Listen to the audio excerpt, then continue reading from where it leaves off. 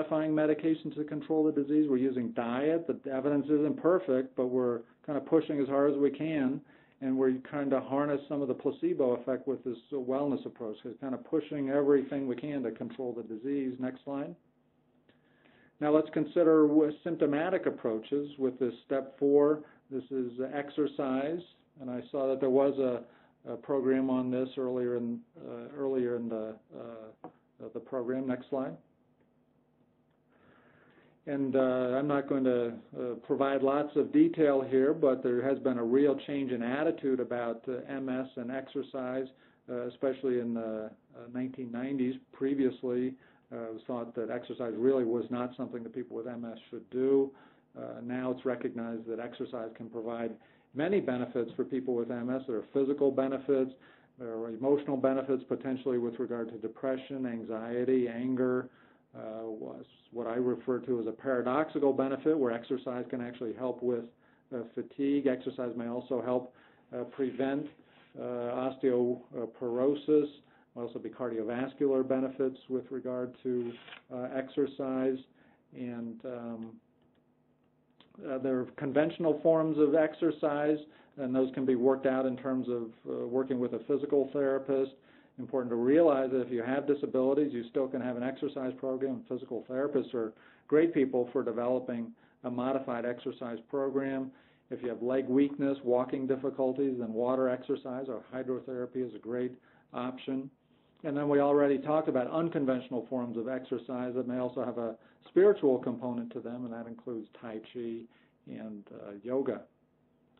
Next slide. And then a huge category that I really can't go into in much detail at all is what I call an integrative approach to symptom management, and that's using conventional medicine and unconventional medicine in terms of trying to control the symptoms of MS. Just as an example, next slide. With regard to fatigue, which is one of the most common MS symptoms, this is a slide that just shows the options that we have in terms of conventional approaches. We have a diagnostic evaluation, try to figure out what it is that's causing the fatigue. Is it related to MS or depression or some other underlying medical problem, or is it related to medications? Also on the conventional side, there are lifestyle changes, what we refer to as energy conservation, thinking how you use your energy through the day. And then there's some medications. The one that we've used most recently is Provigil or modafinil or some other medications. On the unconventional side, there are some therapies that might be effective, including cooling, exercise, magnets. There's some therapies that really have not been well studied, but some people use, including caffeine, B vitamins. There are some unconventional therapies that really don't have any good evidence that they're effective and might actually produce adverse effects. If you've got these various options on the unconventional side and conventional side, there may be ways to thoughtfully mix things that are conventional as well as unconventional. For example, a reasonable amount of caffeine in the morning might be helpful. There are some possible negatives, so you need to work with your health provider on that, make sure you're not having adverse effects from the caffeine. If you're someone who's heat sensitive, some kind of cooling could be helpful, and some kind of exercise program, conventional or unconventional, could help prevent severe episodes of fatigue. So those are some things on the unconventional side. And then on the more conventional side, have some kind of diagnostic evaluation to make sure there aren't other issues related to the fatigue. And then consider energy conservation measures. And then maybe on the more severe fatigue days, consider some kind of medication like Provigil. So that's an example. I'm going to give you some references at the end that go through that kind of approach in much more detail. So this is a, next slide please. So these are these 5 steps, and like I say, I think this is a broad-based approach that's a way that you can kind of easily put in different conventional and unconventional therapies. Next slide. These last 3 steps are designed, next slide, to try to push the limits in terms of trying to control the symptoms. And at step 3, the wellness approach, that includes a variety of approaches that may control symptoms. And some of those wellness approaches may also help in terms of pushing the limits, in terms of trying to control the underlying disease. Next step, or next slide. And so trying to push the limits in terms of trying to control the underlying disease, you have those first 3 steps that we talked about.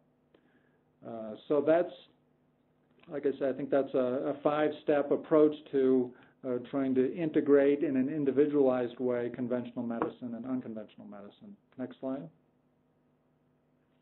So if you want more information, and if you're interested in sharing your experiences with unconventional medicine, we have a website that's quite active through the Rocky Mountain MS Center. This is the website address, ms-cam.org. We now have nearly 30,000 users from more than 70 countries. I think we have I think we have 600 to 700 people from Australia. Maybe there are some people in the audience there who are users of our site. And we have MS-relevant information on more than 40 different types of therapies, and there's lay information, professional information. We have a forum where you can share your own experiences. And then we have a novel email-based survey system where we can survey a particular topic and end up with 2,000 to 3,000 responses to a particular topic, and then we end up presenting that information on the website, and then we present it at professional conferences, and it's a great way to increase the knowledge base in the alternative medicine area. Next slide. And then these are my favorite sources of information. So this is the book on the left is a book I wrote several years ago, and actually I'll give you the insider tip is actually I'm sending off the manuscript for the 2nd edition tomorrow. So the insider tip is I wouldn't buy the book on the left there. I'd wait 6 months and there'll be a 2nd edition available. And then especially if you're a health professional, the book on the right is more of a technically written book on dietary supplements and their relevance to MS. Next slide. And then there are multiple other references, some of them more technical than others, with regard to unconventional medicine and MS and neurology generally. Next slide. And some more references in terms of just one reference in terms of dietary supplements, this Natural Medicines Comprehensive Database. That's, I think, an excellent database, updated regularly. And then finally, next slide. And then in terms of future directions, I think 2 big areas. One is research in terms of, I think, therapies that look promising in the MS areas. I think those warrant further research. Also to identify therapies that might be harmful to people who have MS, and also just find out what therapies people with MS are trying and to research those to see if they're helpful, harmful, or have no therapeutic effect. And then I think a huge issue in this area is education. There's an organization in the United States called the Institute of Medicine. They take on particular research topics. They looked at the whole area of complementary and alternative medicine recently, and one of their huge conclusions after looking at the whole area was that education was desperately needed in this area. And the education was needed both for people, for the general population as well as for health professionals. So I think that applies specifically to the MS field as well. So I think education is important for people with MS, health professionals. If we have improved education, that it can improve communication between people with MS and health professionals. Also, I think once we have information, it helps take down some of those prejudices, takes down some of that strife that I was talking about. And then I think if we have information, that can help all of us guide people towards therapies that may be helpful and away from those that may be harmful. Thank you very much. Thank you, Alan. We had a session yesterday on fatigue, and valerian was mentioned as something that was good for helping insomnia, to help the fatigue. Now, I read in a book last night all the good things about valerian, but at the end it said valerian may actually cause fatigue. So a question that you may be asked a lot, where do you go with that? Yeah, that's a great question, and obviously there are lots of things that can that help with sleep that can also be sedating or it can cause fatigue. It makes sense. need to, the timing needs to be right. So, conventional therapies or unconventional therapies that help with sleep are going to potentially worsen fatigue if you take them at the wrong time. So there certainly are 4 or 5 studies, most of them done in Europe, most of them done in Germany, suggesting that valerian, especially if it's used on a nightly basis over a few weeks, is helpful for insomnia. If it's, and then certainly some of those people in those studies had worsened sedation. There are no specific studies of valerian use in people with MS. So that'd be something that you'd need to, work with your health professional on and kind of monitor your fatigue and maybe start with lower than typical doses in terms of the valerian. If you wanted to see the particular experiences of people with MS who've used valerian, if you go to our website, there's a study we're currently doing of dietary supplement use among people with MS, and nearly 3,000 people who've responded to that survey, and I think there are at least 100 who've used valerian. So you can go and we ask people if they've had beneficial effects or adverse effects with a particular supplement. So you can go and see what kind of responses people with MS have had with a particular supplement. Thank you, Alan. Sorry. Also, if you go to just in terms of the whole area of fatigue on our website, and this actually has surprisingly never been done. I think we're the first group to actually take this kind of approach. So I showed in terms of fatigue that table with conventional approaches to fatigue and unconventional approaches to fatigue. The list is actually much longer in terms of what you can use for fatigue on the conventional and unconventional side. So we actually asked people with MS, we kind of sorted out among 2,500 people with MS. We asked questions and went down to a smaller group who we thought had MS-related fatigue, and then we asked those people what they'd tried that they thought was helpful for fatigue. So you could go to that particular survey, and then among those responses you could look under valerian. But I can tell you valerian was not near the top of the list there.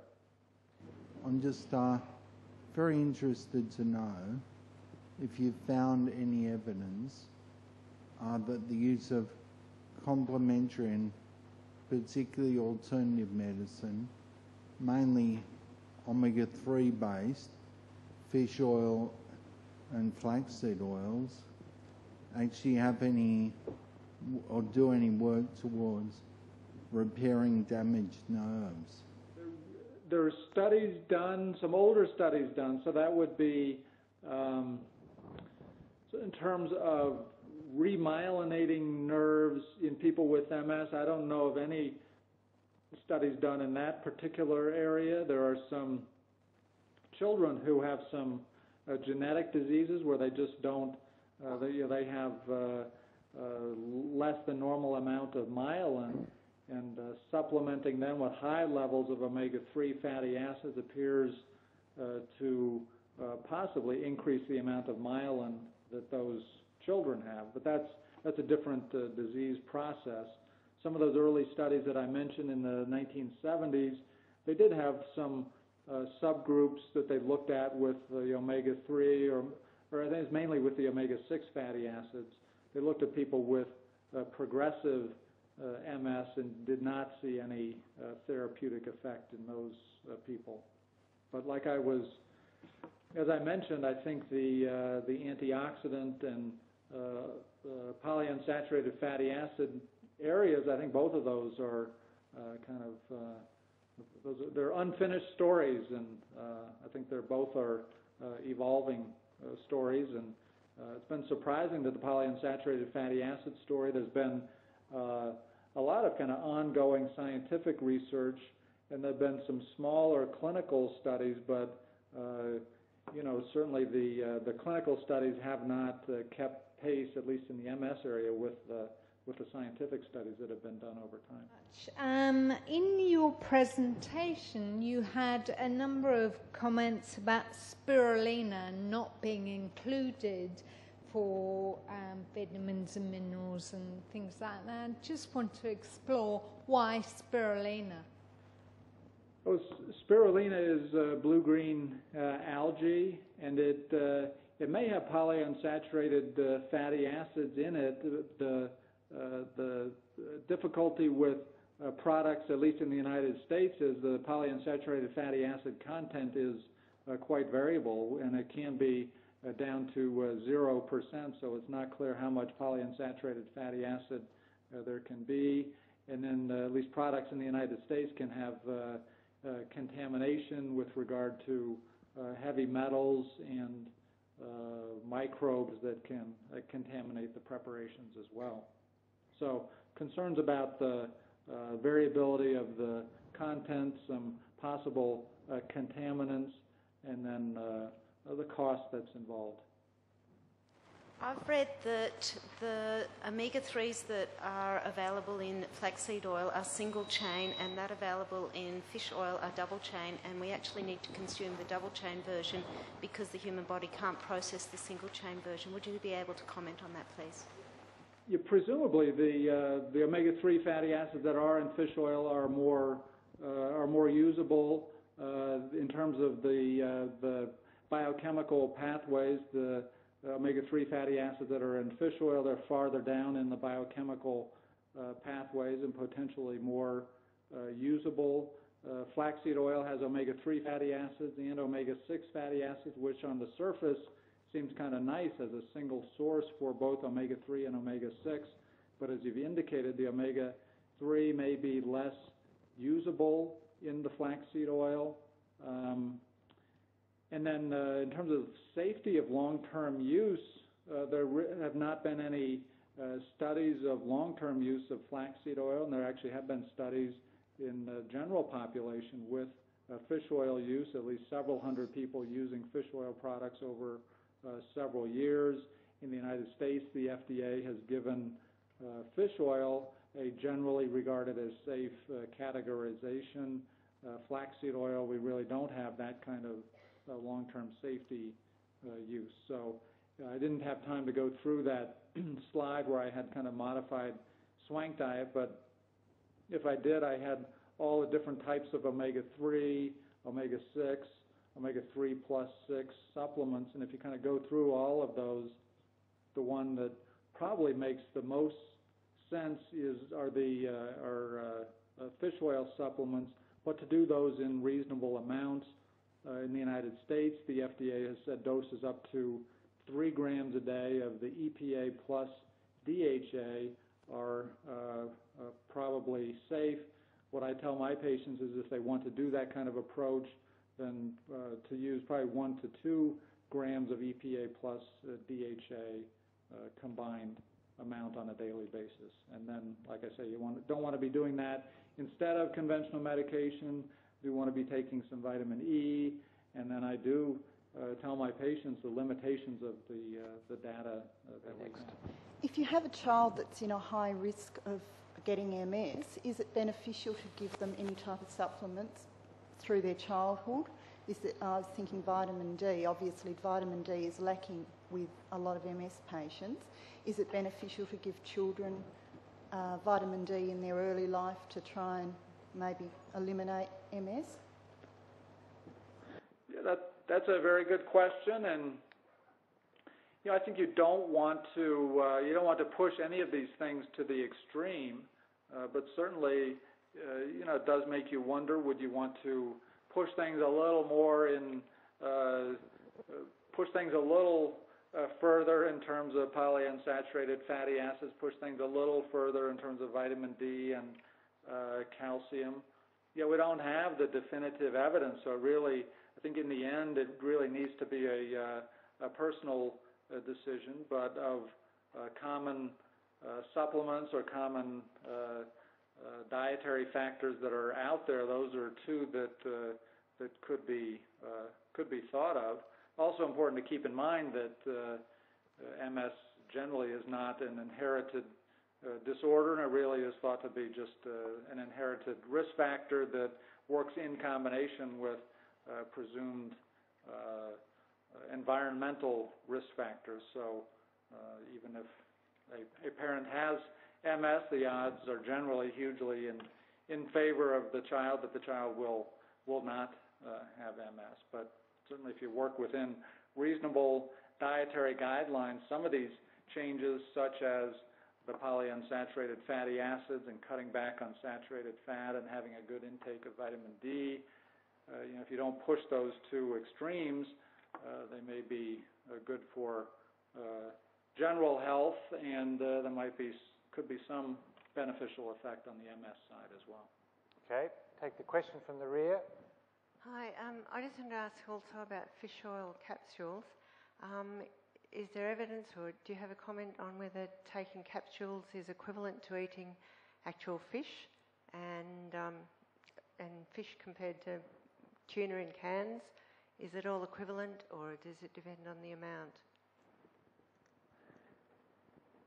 That's a very good question. Certainly in terms of the effect on a particular disease process, specifically like MS, that just has not been looked at. That's a very good question.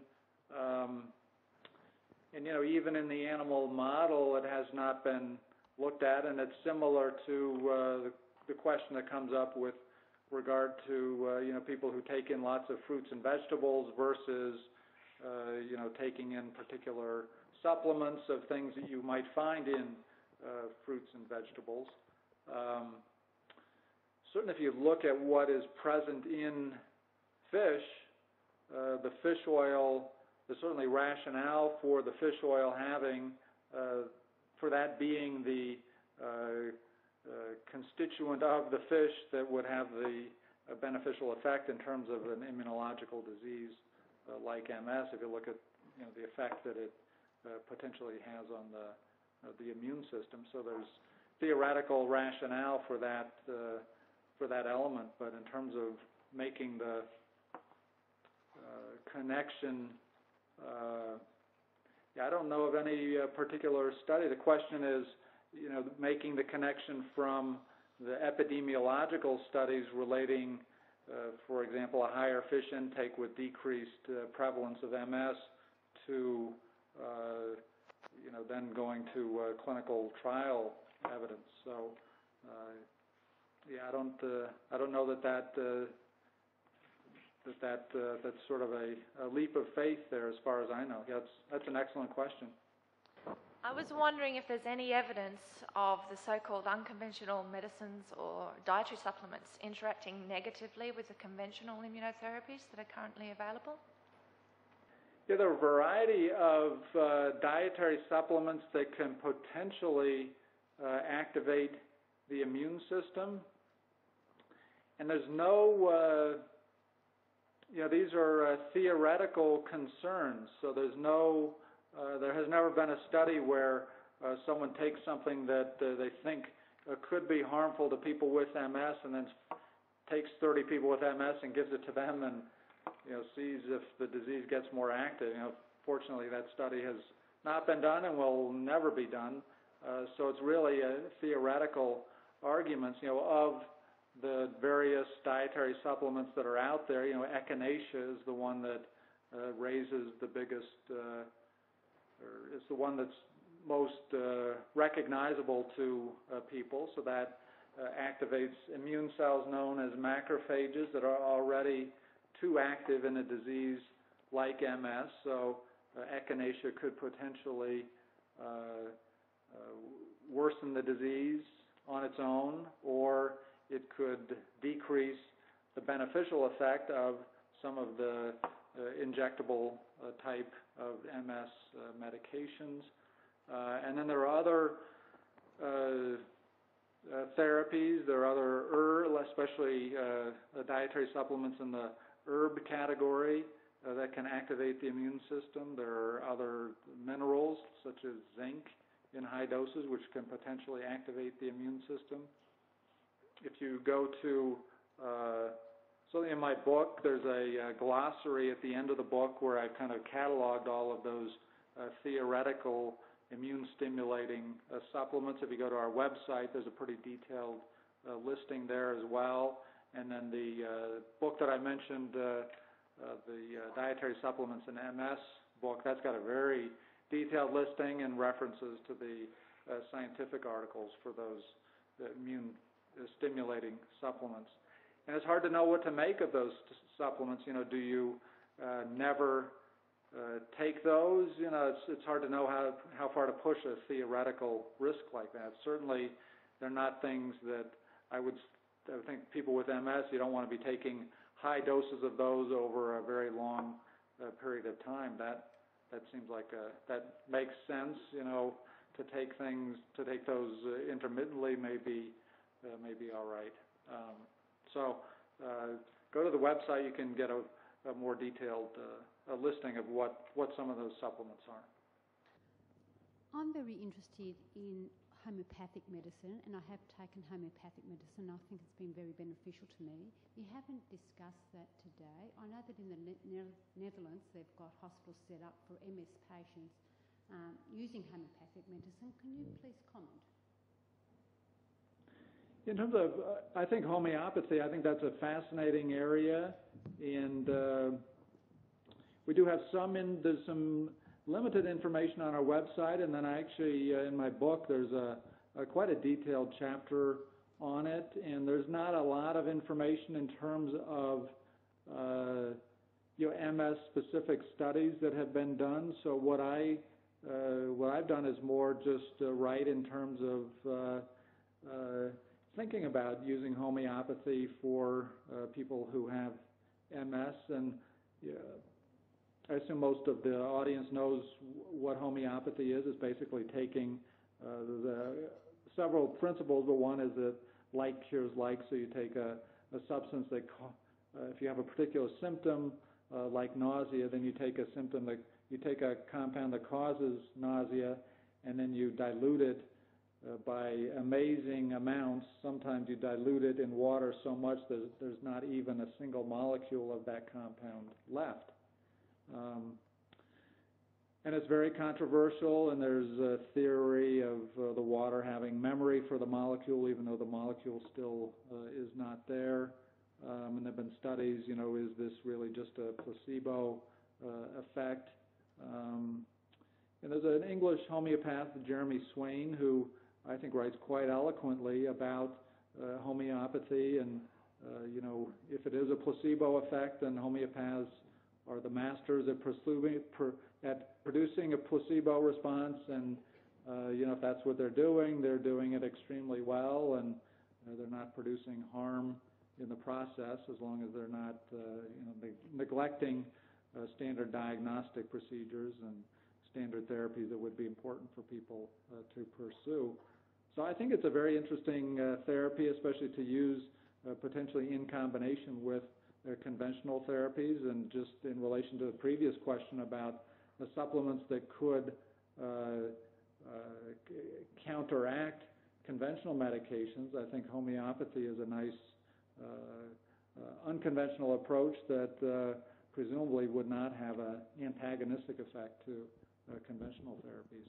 So I didn't mention it just because of lack of time, but I find it quite fascinating. It's actually one of the longer chapters in my book, and like I say, it's more my just sort of thoughts of ways to potentially add it into MS therapy.